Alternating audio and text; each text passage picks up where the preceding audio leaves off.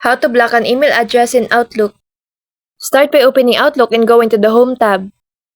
Click on Junk and then select Junk Email Options. In the Block Senders tab, click Add and enter the email address you want to block, making sure to type it correctly. You can also block entire domains by entering the domain name, which can be useful if you're receiving spam from multiple addresses with the same domain.